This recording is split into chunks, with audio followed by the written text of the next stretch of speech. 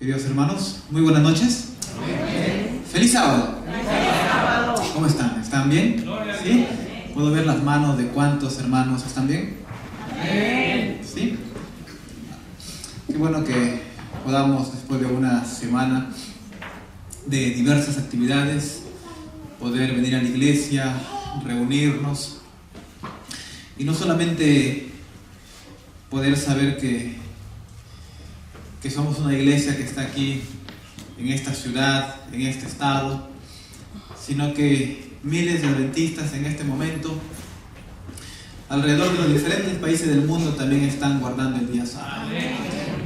Literalmente el apóstol Pablo menciona que cuando nosotros venimos el día sábado a encontrarnos con Dios, estamos ingresando de forma literal al reposo de Dios.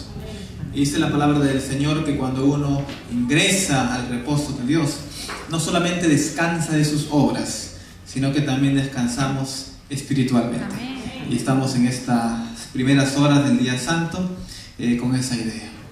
Bien, hermanos, durante todas estas noches hemos venido estudiando diversos temas sobre la iglesia adventista, en realidad sobre el mensaje que nosotros tenemos, el sellamiento, el juicio investigador, todos los temas que hemos visto. Faltaría el tiempo, ¿no es así?, para ver cada tema en su detalle. Hay muchos temas que no hemos visto, tal vez como el fuerte clamor, la angustia de Jacob, las 7 postreras plagas. Sin embargo, en esta noche quisiéramos realizar la penúltima reflexión. Mañana va a ser la última, mañana en el culto divino, y es necesario que podamos ubicarnos, que podamos volver a afianzar nuestra fe en la iglesia en la que nosotros estamos. Hoy en día aparecen muchas, miles iglesias cristianas alrededor del mundo, todas diciendo que son la iglesia correcta, todas predicando que tienen el mensaje correcto. ¿Cómo poder encontrar un faro en un mundo tan oscuro? Vamos a dejar en esta noche que sea la palabra de Dios quien pueda hablarnos en esta oportunidad. Vamos a abrir nuestras Biblias en el libro de Apocalipsis, el capítulo 10. Apocalipsis, el capítulo 10. Vamos a mantenernos allí sin cerrar nuestra Biblia, porque vamos a leer varios versículos de Apocalipsis, el capítulo 10. Vamos a ver en esta noche la iglesia adventista y su identidad profética. ¿Por qué estamos en la iglesia adventista? ¿Por qué no estamos en la iglesia luterana, en la iglesia de los mormones, en la iglesia de la Reforma, en la iglesia del movimiento misionero mundial, en la iglesia Agua Viva? ¿Por qué tenemos que estar precisamente dentro de la iglesia adventista del séptimo día? Es interesante cómo la iglesia crece alrededor de todo el mundo. La globalización, la tecnología, los avances hacen que la iglesia adventista sea la iglesia número 1 en el mundo en crecimiento anual. Cuando uno revisa las estadísticas, uno se da cuenta de que dentro del mundo cristiano, la iglesia adventista es la iglesia que más crece cada año. Mientras nosotros, queridos amigos, estamos en casa trabajando o haciendo alguna actividad, la estadística dice que 2.600 miembros se convierten cada día a la iglesia adventista. ¿Decimos amén? Amén, hermanos. Y vemos que el mensaje de la iglesia realmente se está expandiendo a todo el mundo.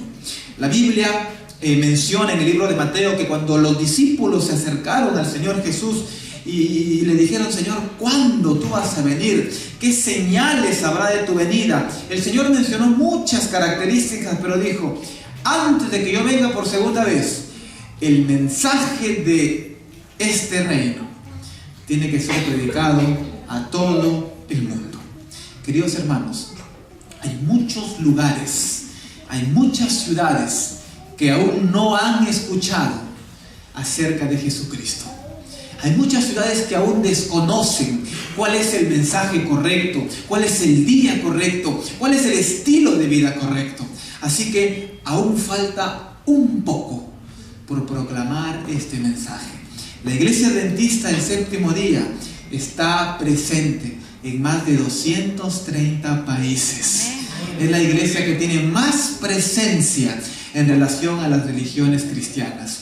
Y cuando uno mira estas estadísticas, lo único que un hombre o una mujer puede decir es que la iglesia, con sus errores, con sus fallas y también con la gran cantidad de aciertos, está bajo la dirección de Dios.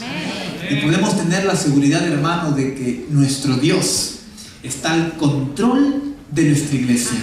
De que nuestro Dios literalmente está guiando el timón que se llama Iglesia Adventista del Séptimo Día. Ahora, qué importante es hacernos esta pregunta. ¿Por qué eres adventista del séptimo día? ¿Por qué eres adventista? Algunas personas pueden decir, bueno, yo soy adventista porque yo espero la segunda venida de Cristo. Si alguna persona en esta noche pensó que es adventista porque espera la segunda venida de Cristo, déjenme decirles que en el mundo cristiano la vasta mayoría espera la segunda venida de Jesús. Algunas religiones, que son pocas, esperan la segunda venida de forma literal, como dice la Biblia. Pero hay muchas religiones cristianas que han espiritualizado la segunda venida, que no creen que la segunda venida de Jesús va a ser algo real, algo literal. Piensan que la segunda venida va a ser un movimiento espiritual. Mira, tú tienes un reavivamiento. Ok, el Señor Jesús ya vino por segunda vez a tu vida. Falacias. Así que si alguien piensa que es adventista porque espera la segunda venida de Cristo, esa no sería la respuesta más conveniente. Alguien puede decir, bueno, yo soy adventista porque guardo los 10 mandamientos. Déjame decirle que hay iglesias cristianas que guardan los 10 mandamientos. Hay iglesias que guardan todos los 10 mandamientos, incluido el día sábado. Dicho sea de paso, hay iglesias que guardan el día sábado mucho mejor que los adventistas. Así que ser adventista por guardar los 10 mandamientos no es algo completo. Alguien puede decir por ahí, bueno, yo soy adventista porque la iglesia adventista es la iglesia verdadera. Queridos hermanos, todo el mundo cristiano predica ser la iglesia verdadera.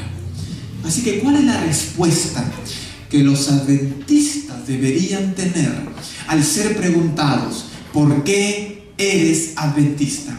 La respuesta es muy sencilla, pero esa respuesta sencilla implica una serie de ramificaciones textuales que vamos a ver en esta noche. La respuesta más sencilla sería, yo soy adventista porque la iglesia adventista es una iglesia profética. Es una iglesia que nació en la mente de Dios, nació en el corazón de Dios. No fue una iglesia que nació por azar, no fue una iglesia que nació por accidente, donde un grupo de hermanos se reunieron y dijeron, bueno, nosotros no queremos ser de esa iglesia, así que vamos a formar nuestra propia iglesia. La iglesia adventista no nació de esa forma. La iglesia adventista del séptimo día nació bíblicamente de acuerdo a la profecía. Ahora, nosotros tenemos que entender que la Biblia predice el nacimiento de esta iglesia. Y vamos a ver a continuación. Alguien puede decir, ¿dónde? La Biblia predice el nacimiento de la iglesia adventista. Existen evidencias que muestran el origen de nuestra iglesia. En segundo lugar, encontramos que la existencia de la iglesia adventista es un plan de Dios. La organización es un plan de Dios. La forma representativa de nuestra iglesia adventista y no congregacional, como son la vasta mayoría de iglesias cristianas, tiene un origen divino. Es decir, en la mente de Dios estuvo la organización y la función de la iglesia adventista del séptimo día. Ahora, ¿qué aspectos de la iglesia adventista están profetizados? ¿Cuánta luz la Biblia nos da acerca de la organización de la iglesia adventista? En esta noche vamos a ver, si bien es cierto, algunos algunas citas del Espíritu de Profecía, pero a diferencia de las otras noches, en esta oportunidad vamos a usar más textos bíblicos para ver cómo nació la Iglesia Adventista. Tenemos que entender su origen e historia. ¿En qué momento de la historia la Iglesia nace? ¿Cómo se origina? ¿Qué sucede para que la Iglesia Adventista sea fundada? En segundo lugar, hermanos, grábense bien, la Iglesia Adventista es una iglesia que tiene un mensaje especial. No todas las iglesias predican el mensaje que predica la Iglesia Adventista. El mundo cristiano en general se está dedicando a una sola cosa. Se está dedicando a predicar sobre el amor de Dios. Y en realidad el amor de Dios no es malo. Es muy bueno, es la esencia del Evangelio. Pero el mundo cristiano hoy en día está confundiendo el amor de Dios con sentimentalismo, que es muy diferente a hablar del amor de Dios. Así que tenemos que entender el origen e historia de la iglesia, tenemos que comprender su mensaje y también su organización. Esos tres pilares componen en gran medida cómo nuestra iglesia se ha formado, cómo ha avanzado, cómo ha crecido y cómo se sigue preparando para el encuentro con nuestro Dios. Qué interesante, porque el origen y la historia de nuestra iglesia fue un origen profético. Vamos a abrir nuestras Biblias y leer algunos versículos en Daniel 8:14. Vamos a repasar lo que hemos visto esta semana. Ya hemos estudiado este versículo, lo hemos visto inclusive en un gráfico.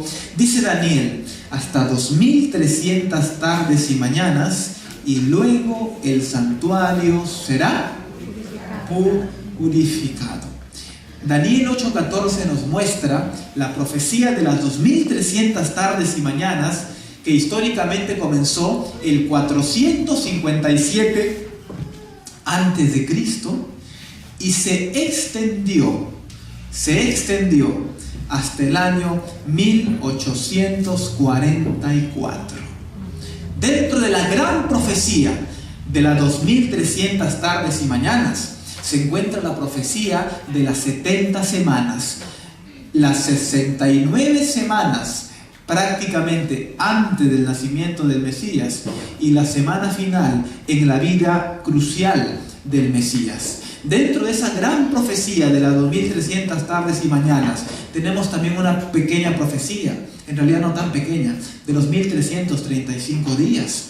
Y también tenemos la profecía de los 1260 años, donde la iglesia romana, vimos esto el día martes, creó, y no solamente creó, sino que tomó el control del mundo religioso y del mundo político. Como consecuencia de eso vinieron las persecuciones, se colocó la Inquisición, se comenzaron a vender y comprar las indulgencias, y el cristianismo, que salió puro del primer siglo, comenzó a mancharse, comenzó a corromperse, y tristemente la iglesia comenzó a olvidar el uso de este libro llamado Biblia, y comenzó a usar y colocar normas y tradiciones por encima de la Biblia. Ahora, el profeta Daniel dice hasta 2300 tardes y mañanas, y luego el santuario sería purificado. Qué interesante, porque los mileritas entendieron esta profecía, pero la entendieron de forma parcial. Porque ellos pensaban, ellos leyeron, estudiaron, y dicho sea de paso, hermanos, no sé cuántos de los que están aquí alguna vez hicieron lo que hicieron los mileritas. La sierva de Dios menciona que los mileritas se pasaban toda la noche orando y leyendo la Biblia. Toda la noche. ¿Nos aburrimos leyendo 20 minutos? ¿10 minutos? ¿5 minutos es suficiente? La iglesia adventista nació por un profundo estudio de la palabra de Dios. Miren lo que dice Daniel 9:24. 70 semanas están cortadas. En realidad la palabra griega ahí hebrea es determinadas. 70 semanas están determinadas para tu pueblo y para tu santa ciudad. Y para acabar la prevaricación, poner fin al pecado, expiar la iniquidad, traer la justicia de los siglos, sellar la visión y la profecía, y ungir al santo de los santos. Daniel 7:13 dice: seguí mirando en la visión de noche, y vi que en las nubes del cielo venía como un hijo de hombre, y llegó hasta el anciano de días, y fue llevado ante él. Los milenitas entendieron que esta profecía sencillamente era la venida de Cristo a la tierra por segunda vez. Ahora, vamos al capítulo 10 que mencionamos en un inicio. Apocalipsis, el capítulo 10. Miren lo que dice el versículo 1. Apocalipsis 10:1. Vi descender del cielo a otro ángel fuerte, envuelto en una nube, con el arco iris sobre su cabeza, y su rostro era como el sol, y sus pies como columnas de fuego. Lo que Juan ve en esta visión es la descripción de un ángel poderoso, que dentro de él, o con la venida de este ángel, se encuentran fenómenos sobrenaturales, porque dice el texto que este ángel venía envuelto en una nube, traía, dice, el arco iris sobre su cabeza, su rostro era como un sol, es decir, tenía un resplandor especial, y sus pies eran como columnas de fuego. Era una visión de otra dimensión. Pero este ángel, en el versículo 2, tenía en su mano algo más terrenal. Noten que los elementos que se mencionan en el versículo 1 para el ser humano son elementos inalcanzables. Versículo 2. Este ángel tenía un librito abierto. Un librito abierto. Y puso su pie derecho ¿en dónde? ¿Dónde lo puso? Sobre el mar. Y miren lo que dice la siguiente parte. ¿Y el izquierdo en dónde lo tenía? Sobre la tierra. Así que Juan en realidad ve la continuación de lo que vio Daniel. No tenemos el tiempo para hablar y leer todos los textos, pero si ustedes leen en Apocalipsis 12, Daniel le dice al ángel: por favor, explícame la última parte de la profecía de las 2300 tardes y mañanas. Y el ángel, ¿qué le dice? No, le dice: cierra el libro. Cierra el libro, le dice. Y Daniel cierra el libro, es decir, no entiende el libro, no interpreta esa porción desde el capítulo 12 de Daniel, y es más, Daniel muere sin entender la última parte de Daniel, y es Juan quien ve la continuación de lo que vio Daniel. En otras palabras, cuando uno estudia los temas proféticos, es imposible desligar Apocalipsis de Daniel. Mientras que a Daniel se le dice: cierra el libro, Juan ve la visión del libro abierto. Ahora, la porción que Juan ve es la porción que tenía que ver con las 2300 tardes y mañanas. El ángel estaba con un pie sobre el mar, otro pie sobre la arena, indicando que el mensaje que tenía este ángel era un mensaje mundial, era un mensaje global. A diferencia de la primera visión que vio Daniel, que era una visión un tanto limitada, porque él vivió en los días de Babilonia, él profetizó lo que iba a pasar con Babilonia, con Medo Persa. En el caso de Juan ve una visión que no solamente era para sus días, era una visión que era hasta el fin de los siglos, hasta el fin del mundo. Este ángel, dice el texto, versículo 3, clamó con gran voz, como ruge un león. Y cuando hubo clamado, qué interesante, dice que 7 truenos emitieron sus voces. Y miren lo que dice el versículo 5. Y el ángel que vi en pie sobre el mar y sobre la tierra levantó su mano al cielo. ¿Y qué fue lo que hizo? Juró por el que vive por los siglos de los siglos, que creó el cielo y las cosas que están en él, y la tierra y las cosas que están en ella, y el mar y las cosas que están en él, que el tiempo no sería más. Y en realidad Juan está viendo esta teofanía, esta presencia visible de Dios. Y Juan, al igual que Daniel, estaba recién entendiendo poco a poco. Pero miren lo que dice el versículo 8. La voz que oí del cielo habló otra vez conmigo. Juan escucha esa voz. Y la voz que le dice: ve, toma el librito que está abierto en la mano del ángel que está en pie sobre el mar y sobre la tierra.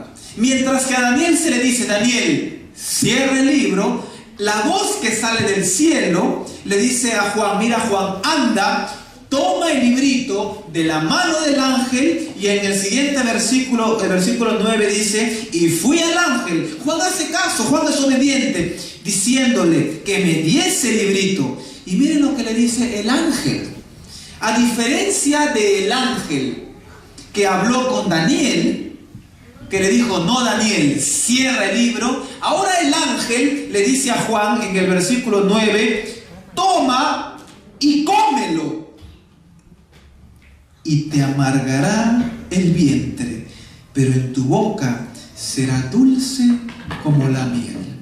Hay muchas expresiones propias del idioma griego, pero con figuras de la mentalidad hebrea. Y esta es una figura: comer. No está hablando aquí de cenar, de desayunar o de almorzar. Comer en el lenguaje hebreo tenía que ver con entender, tenía que ver con comprender, tenía que ver con asimilar el mensaje. Y Juan exclama y dice: entonces, dice, tomé el libro de la mano del ángel y lo comí. Juan toma el libro y come el libro. Y qué dulzura. Era dulce en mi boca como la miel. No sé cuántos han comido miel alguna vez. Miel pura, es riquísima, es dulce, es un sabor especial. Y Juan dice que cuando él comió el libro, se sintió contento. Cuando ustedes comen miel, ¿se sienten tristes o contentos? Qué dulzura, qué alegría. Se sintió, tomó el libro. Pero cuando lo hube comido, amargó mis entrañas, dice el griego. Amargó mis entrañas. ¡Qué decepción! Comer algo dulce, sentir ese gozo, esa alegría, y después de pasar ese bocado, sentir esa sensación amarga. Versículo 11. El ángel está viendo todo este cuadro. Y el ángel me dijo: es necesario que profetices otra vez sobre muchos pueblos, sobre muchas naciones, lenguas y a los reyes. Ahora, qué interesante, porque esta profecía se encuentra en el marco de las 2300 tardes y mañanas. La historia cuenta que un grupo de hombres y mujeres celosos y celosas por la palabra de Dios comenzaron a comer el mensaje. Comenzaron a comer especialmente el mensaje de Daniel 8:14. Y comenzaron a estudiar con oración y llegaron a la conclusión de que la tierra iba a ser purificada. Ellos entendieron hasta 2300 tardes y mañanas, y luego el santuario será purificado. Y los mileritas interpretaron así: bueno, el santuario es la tierra. La tierra va a ser purificada. Cristo viene en octubre de 1844. Y dice que estos hombres y mujeres se alegraron, se sintieron dulzura. Era como el libro que Juan comió. Era dulce en su boca. Era dulce predicar el mensaje de que Cristo vendría el 22 de octubre de 1844. Y la gente comenzó a vender sus casas, comenzaron a vender sus bienes, porque decían: ¿de qué nos sirve si el Señor va a venir? Y comenzaron a pedirse perdón, comenzaron a arreglar, a limar las asperezas, porque Cristo venía el 22 de octubre de 1844. Pero cuenta la historia que llegó el 22 de octubre de 1844. La iglesia estaba reunida, el pueblo estaba reunido. Llegó la mañana, ellos esperaban y alguien dijo: bueno, no, debe venir al mediodía. Llegó el mediodía y no venía. Alguien por ahí dijo: debe venir en la noche, más tarde. Esperaban, ya era noche algunos comenzaban a codearse. Oye, ¿será cierto? Yo ya vendí todo, ya no tengo nada. Alguien por ahí para animarlo dijo, el texto dice que el Señor vendrá como ladrón en la noche, va a venir a la medianoche. Y comenzaron a esperar, seguían esperando. Y la historia, hermanos, cuenta de que Cristo no vino el 22 de octubre de 1844. Y esa dulzura en el mensaje, ese amor en el mensaje, se volvió en algo amargo, se volvió en algo agrio. Muchas personas comenzaron a renegar, salían renegadas. Muchos comenzaron a echar la culpa a Guillermo Miller y a todas las personas que estaban allí. Comenzaron a echar la culpa. Pero dice la palabra de Dios que después un grupo comenzó a estudiar la Biblia y se dieron cuenta de que realmente Dios no había fallado, porque Dios nunca falla. Quienes se habían equivocado habían sido ellos, y llegaron a la conclusión de que el 22 de octubre de 1844 no era la culminación de la tierra, no era la purificación de la tierra, era el inicio del juicio investigador allá en el cielo. Y comenzaron a animarse.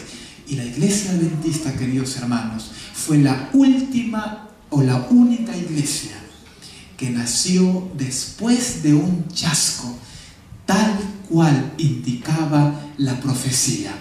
La iglesia adventista surgió de las cenizas en el momento preciso, en la hora precisa, tal como Apocalipsis 10:11 lo había profetizado. Años después, en 1863, la iglesia adventista se organiza con el nombre de Iglesia Adventista del Séptimo Día de manera formal. Y hoy, hermanos, más de 150 años después, la iglesia adventista sigue y sigue creciendo a pasos acelerados. Y tenemos la seguridad, hermanos, de que ese pueblo que comenzó en los años 1844 es el pueblo que el Señor ha elegido para dar el último mensaje a este mundo. Y tenemos el privilegio de formar parte de este movimiento de la iglesia adventista. Qué interesante, hermanos, porque todas las iglesias del Apocalipsis 3 y 4 fueron iglesias que vinieron antes de una iglesia llamada la iglesia Laodicea. Y saben una cosa, la iglesia adventista es una iglesia única, porque Dios ha dotado a la iglesia adventista, en primer lugar, con este hermoso libro que se llama la Biblia, la palabra de Dios. En segundo lugar, el Señor ha otorgado a la iglesia el espíritu de profecía, los escritos del espíritu de profecía, que nos dan un panorama más amplio de lo que sucedió desde el origen del mundo y lo que va a acontecer cuando termine la historia de la raza humana. No solamente eso, hermanos, también tenemos un pequeño libro que se llama Himnario, 613 himnos para cantar a nuestro Señor. Tenemos el corazón de una iglesia que se llama la Escuela Sabática. Se hizo un estudio. Una de las grandes cosas, de los grandes movimientos, de los grandes ministerios que ha hecho que la iglesia siga surgiendo y surgiendo y surgiendo, es la Escuela Sabática. ¿Saben por qué, hermanos? Porque el folleto de la lección de Escuela Sabática que estudiamos aquí en Estados Unidos, lo estudian los hermanos del Salvador, lo estudian los hermanos de Nicaragua, lo estudian los hermanos de las Filipinas, lo estudian los hermanos de la India, nuestros hermanos de África, nuestros hermanos de la China, en diferentes idiomas, pero todos leyendo el mismo mensaje. La Escuela Sabática, queridos hermanos, es el corazón de nuestra iglesia. Pero qué contraste, porque según la profecía, la iglesia adventista es una iglesia muy rica, pero que está muy pobre. Y esa pobreza no tiene que ver con el mensaje, no tiene que ver con la misión. Esa pobreza no tiene que ver con el calendario profético. Esa pobreza tiene que ver, hermanos, con el corazón de cada uno de sus miembros. ¿Qué dice la Biblia? Tú eres tú dices, yo soy rico y me he enriquecido. Y tú sabes que en realidad eres un pobre, ciego, desventurado y desnudo. Cuando uno estudia el libro de Apocalipsis, especialmente la iglesia de la Odisea, vamos y decimos, queridos hermanos, no podemos estar con un pie espiritualmente fríos y tampoco podemos estar con un pie afuera. Tenemos que estar al centro. Muchas veces hemos predicado, hemos escuchado sobre este texto, el texto de la iglesia de la Odisea, que dice, tú eres como fueras caliente o como fueras frío, pero eres tibio. Y muchas veces escuchamos y predicamos, pero qué interesante, porque Juan, cuando hablaba de la iglesia de la Odisea y su mensaje, no tenía nada que ver con frialdad espiritual. Juan estaba hablando de un mensaje que tenía que ver con lo que el pueblo laodicense había pasado. Cuando uno revisa la geografía, uno se da cuenta de que la Odisea, la Odisea estaba en un valle, como una especie de meseta, y al lado derecho de la Odisea había una ciudad que se llamaba Hierápolis. Al otro lado había una ciudad que se llamaba Colosas. Y qué interesante, porque Hierápolis y Colosas estaban prácticamente circundando la Odisea. La ciudad de Hierápolis se caracterizaba porque en Hierápolis había aguas termales, aguas hirviendo. No sé cuántos alguna vez han ido a alguna agua medicinal que fluye de la tierra y el agua sale caliente, sale hirviendo. Ese era Hierápolis. Hierápolis tenía de forma natural agua hirviendo, mientras que Colosas era el otro lado de la moneda. Colosas tenía aguas heladas, completamente heladas. Ambas, las aguas de Colosas y las aguas de Hierápolis, eran medicinales. Ambas eran medicinales. Qué interesante, porque la geografía muestra que la Odisea era una ciudad que tenía sus propias fuentes. Tenía fuentes propias. Nosotros conocemos eso, no sé cuántos conocen este término, puquios. ¿Conocen el término puquio? Que es de la tierra, el agua brota. Manantiales. La Odisea tenía muchos manantiales. La Odisea no necesitaba traer agua ni de Hierápolis, ni tampoco necesitaba traer agua de Colosas, porque la Odisea tenía sus propias fuentes. Pero la Odisea, aparte de ello, tenía dos cosas importantes. La Odisea era una ciudad extremadamente rica. Había mucho oro en la Odisea. Y Juan usa los elementos de su tiempo. No solamente la Odisea tenía oro, sino que los laodicenses habían creado un ungüento extraído de las hierbas, que ellos lo conocían como el ungüento de los ojos, porque ese ungüento, cuenta la arqueología, que al colocárselo a los ojos hacía que las personas se sanen de la vista. Y la Odisea era conocida por su oro y por su ungüento. Era una ciudad rica que no necesitaba de Roma para poder ser feliz, porque había mucha riqueza. Las casas tenían sus propias fuentes naturales para subsistir. Y en aquel entonces, cuando había agua, había prosperidad. Pero qué interesante, porque la Odisea comenzó a dedicarse a otras cosas, a dar mucho énfasis a su oro y a su ungüento, que poco a poco comenzaron a cerrar sus fuentes. Poco a poco comenzaron a construir, y las fuentes naturales comenzaron a pasar a un segundo nivel. Dejaron de tener sus fuentes, y cuando se dieron cuenta, faltaba el agua en la Odisea. La historia cuenta de que la Odisea mandó a construir, en una ciudad extremadamente rica, una especie de como túneles, y comenzaron a traer agua de Hierápolis y comenzaron a traer agua helada de Colosas. Cuando la gente de Hierápolis soltaba el agua hirviendo, ¿cómo creen que llegaba el agua a la Odisea? Llegaba tibia. ¿Cómo creen que llegaba el agua helada de Colosas a la Odisea? También llegaba tibia. Cuenta la historia, que no se sabe quién, pero en cierta ocasión hubo una gran epidemia a causa del agua envenenada que llegó a la Odisea. Y en ese contexto, Juan, conocedor de la historia, le dice: ¿cómo ustedes fueran fríos o calientes? Porque en realidad lo que Juan les estaba diciendo es: hermanos de la Odisea, ustedes tienen sus propias fuentes, pero se olvidaron de sus fuentes, y en lugar de recurrir a sus propias fuentes, ¿qué fue lo que hicieron? Fueron a tomar agua de otras fuentes. Y en ese contexto es que se escribe el mensaje a la Odisea. El mensaje no tiene que ver en primer lugar con la frialdad espiritual. El mensaje tiene que ver con que el pueblo necesita volver a la fuente.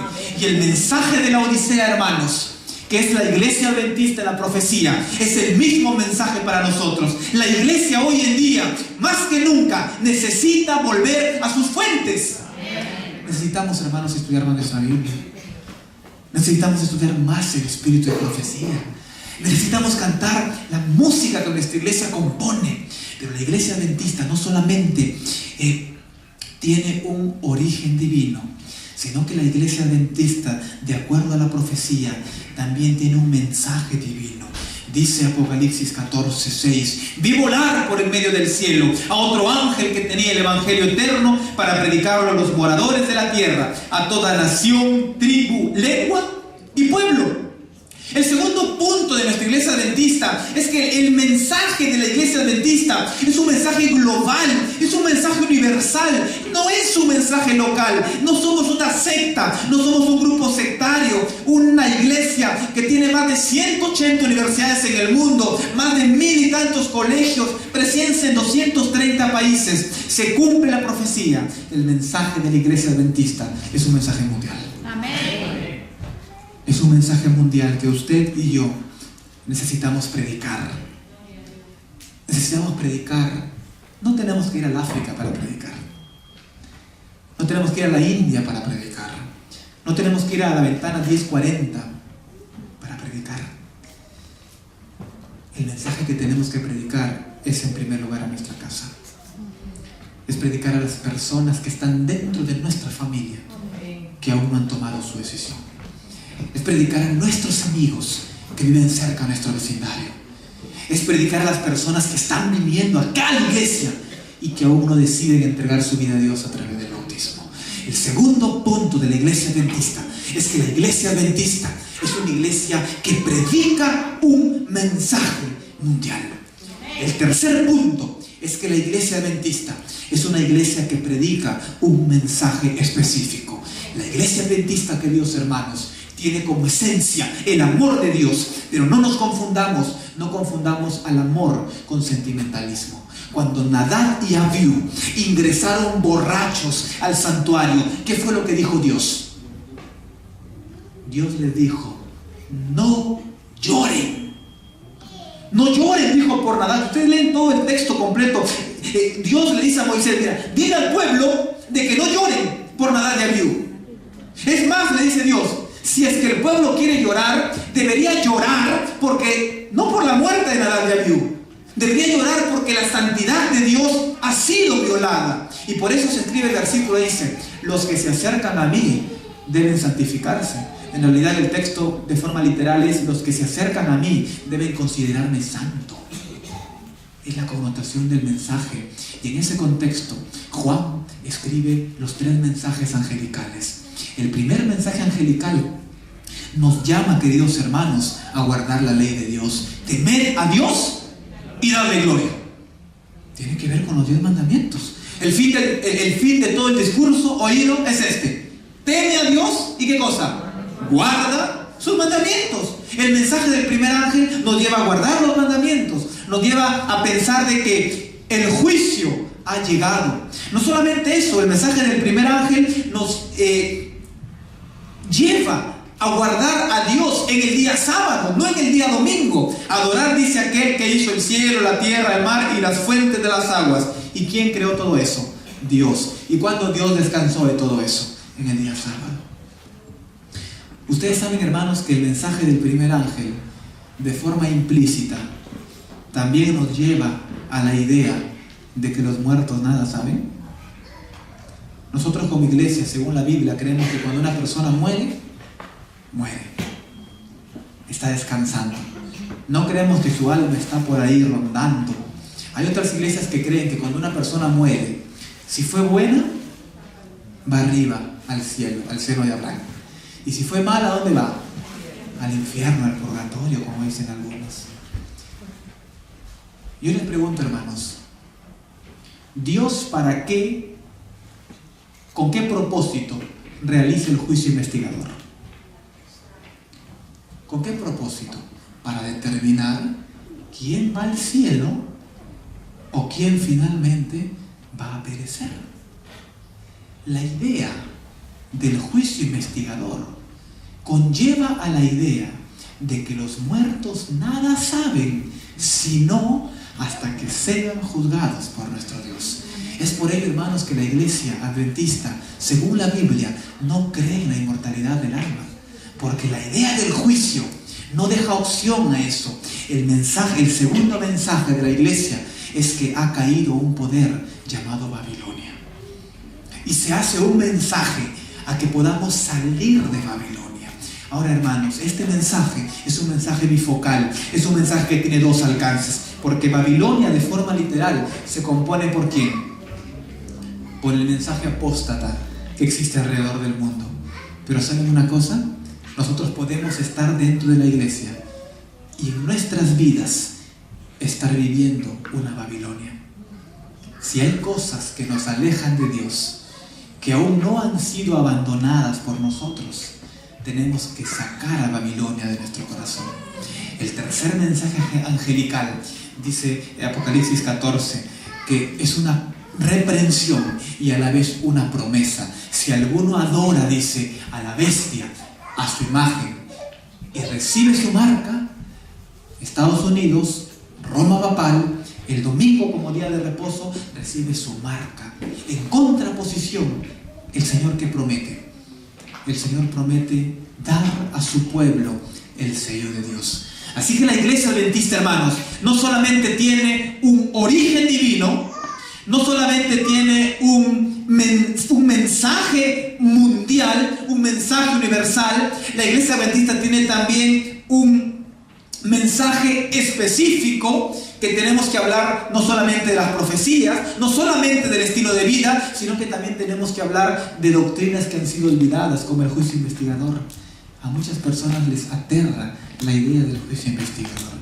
Y el cuarto punto que la iglesia adventista tiene que proclamar es lo que se encuentra más abajo.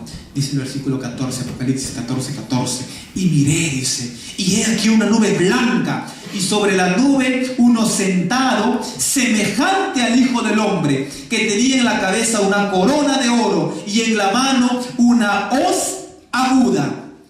Después de que Juan ve el mensaje de los tres ángeles, la visión lleva a Juan inmediatamente y lo conecta a que el Señor Jesús está viniendo por segunda vez. Así que el cuarto punto que la iglesia adventista necesita predicar con urgencia es que Cristo viene en la nube de los cielos por segunda vez. Y para eso, queridos hermanos, tenemos que prepararnos. No somos una iglesia cualquiera. Somos una iglesia que Dios estableció en un momento especial, en un momento crucial de la historia. Y tengo la seguridad, hermanos, de que no hay un pueblo que Dios ame más que la iglesia adventista en cierto momento. Y uno puede ver, hermanos, porque nuestra iglesia está dirigida por hombres de carne y hueso como nosotros. Los pastores somos hombres, nos equivocamos muchas veces. Pero dice la sierva de Dios, hermanos, que la gran evidencia de que la iglesia está dirigida por Dios es que a pesar de que a veces se pueden cometer ciertos errores, a pesar de ello, la iglesia sigue y sigue y sigue creciendo. La iglesia no para, hermanos. La iglesia sigue caminando. Y en esta noche nosotros queremos hacer una invitación. La primera invitación en esta noche es para los hermanos y hermanas que en algún momento de su vida decidieron pertenecer a la Iglesia Adventista del Séptimo Día, pero que posiblemente en algún momento de su vida se han sentido flacos, se han sentido débiles en la fe, y en esta noche ustedes desean renovar su compromiso con Dios. Ustedes entienden de que están en una iglesia profética, en una iglesia que tiene un mensaje mundial, que tiene un mensaje específico, que tiene que predicar la segunda venida de Jesús. Y en esta noche ustedes deciden comenzar a predicar ese mensaje a las personas que no conocen de Dios. Pero hay una segunda invitación. La segunda invitación es para las personas que aún no han entregado su vida a Dios a través del bautismo. El bautismo es un símbolo de la entrega completa a Dios. Escuchen bien, hermanos. El bautismo no te salva. El bautismo no tiene poder para salvarte. El bautismo es un símbolo. Pero si no te bautizas, no puedes ser salvo. Porque cuando uno se bautiza, en ese momento uno sin palabras declara que esa persona desea que Dios sea su Salvador y sea Señor en su vida. El bautismo es el símbolo de la muerte al viejo hombre y de una nueva vida en compañía con el Señor. El apóstol Pablo habla de eso. Dice, porque somos sepultados, dice, juntamente con Él en su muerte, y salimos para novedad de vida. Queridos hermanos, la invitación en esta noche es para las personas que aún no han entregado su vida a Dios a través del bautismo. Y en esta noche yo quiero hacer una invitación. Si hay alguien que en este momento desea decirle, Señor, yo quiero entregar mi vida a ti, yo quiero formar parte de esta iglesia profética, yo quiero pertenecer parte a este remanente, yo le invito a que esa persona se ponga de pie.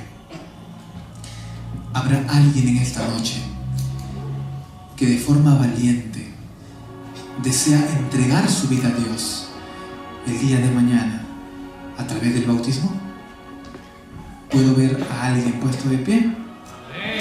Amén, amigo. Gloria a Dios. Ven aquí al frente. Ven aquí al frente. ¿No le damos un amén a este joven? El momento de una decisión es ahora. ¿Qué vas a esperar para entregar tu vida al Señor? Yo recuerdo que en el primer distrito donde trabajaba había una pareja de jóvenes. No voy a decir los nombres por respeto a ellos. Qué interesante, porque uno de ellos no quería bautizarse. No quería bautizarse. La joven era hija de una hermana adventista. Finalmente ellos hicimos un pequeño trato de que ellos iban a casar para luego bautizarse. Llegó el día del bautismo y solamente se bautizó la joven, una pareja de 24, 26 años, año 2013. Yo salí de ese lugar, estuve más o menos un mes porque fui, me casé, volví, y cuando volví me dieron una triste noticia. En ese lugar yo les comentaba que se trabaja mucho con la minería informal. Se usan unos taladros enormes, unas brocas gigantes, se la lleva prácticamente como pistolas aquí amarradas. Y este joven que había hecho un compromiso con Dios,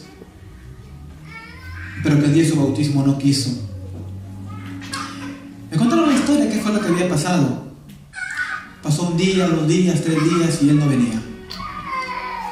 La joven se preocupó, fueron a buscarlo y la escena que ellos encontraron no se lo esperaron. La hipótesis es que él ingresó a la mina, al socavón, ingresó con un foco aquí en la cabeza, con el taladro de 2 velocidades, y posiblemente se le cayó algo o se le cayó el foco.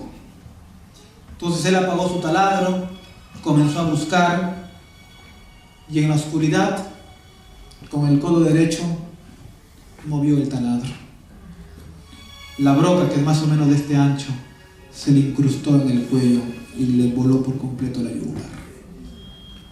No tenían ni 3 meses de casados. La pregunta que se hacía esa joven era ¿por qué? La misma pregunta me hice yo, ¿por qué? Porque a veces las personas tienen que esperar que suceda algo para tomar el paso de fe y entregarse al Señor. En esta noche yo quiero invitar, si hay una persona más que desea entregar su vida a Dios a través del bautismo, que desea decirle: Señor, yo quiero comenzar una nueva vida contigo, quiero comenzar un recorrido nuevo en tu presencia, y voy a tener errores, voy a tener fallas. Señor, tú tendrás que comenzar a moldear mi carácter, pero me doy cuenta de que ya no puedo solo. Me doy cuenta de que quiero comenzar una nueva vida contigo. Mañana tendremos un hermoso bautismo. Tenemos a Cris, tenemos también a nuestro amigo Marlon, que ha decidido bautizarse. Es la mejor decisión. Dice el sabio Salomón: acuérdate de tu Creador en los días de tu juventud, antes que vengan los días en los cuales digas: no tengo en ellos contentamiento. En esta noche, hermano, si tú sientes que deseas entregar tu vida a Dios a través del bautismo, yo te voy a pedir que mientras nosotros oramos, tú puedas ponerte de pie ahí en tu sitio y tomar la decisión.